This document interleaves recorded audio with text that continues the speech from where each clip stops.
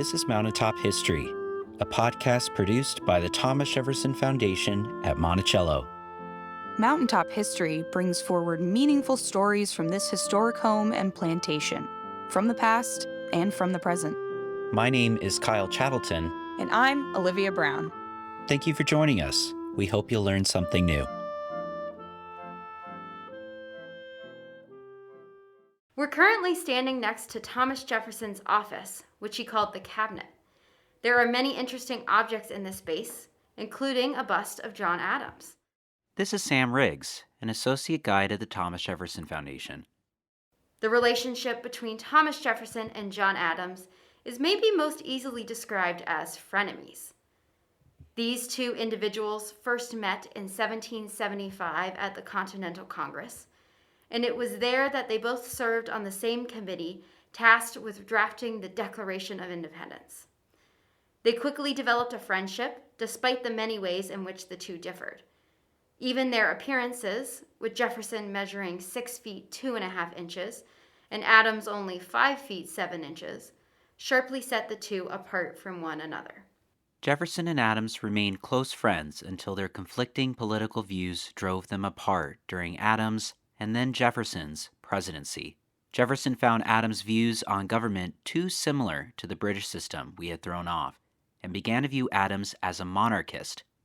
Adams, meanwhile, feared the disorder caused by the French Revolution, and worried Jefferson and his party carried representative government too far. For many years, the two did not speak to one another, but did eventually reconcile through a series of friendly letters. Fellow Declaration signer Benjamin Rush took up the task of reconciling the two. When word reached Jefferson in 1811 that Adams had said, quote, "I always loved Jefferson and still love him," he conceded to Rush that those words were, quote, "enough for me. I need only this knowledge to revive towards him all the affections of the most cordial moments of our lives." From then on, the two remained friends until the end of their lives. In fact, Jefferson and Adams died on the exact same day, July 4th, 1826, the 50th anniversary of the adoption of the Declaration of Independence. It is rumored that Adams's final words were, "Thomas Jefferson survives."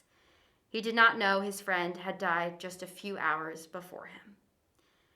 But why should we care about a 200-year-old friendship?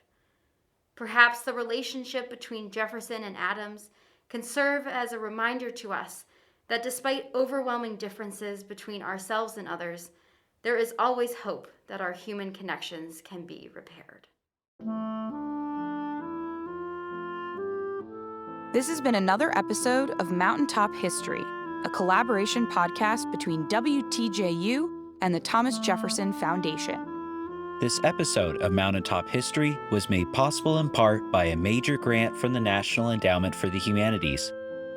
Join us for new episodes every 2 weeks on Apple and Google Podcasts, Stitcher, and the Virginia Audio Collective.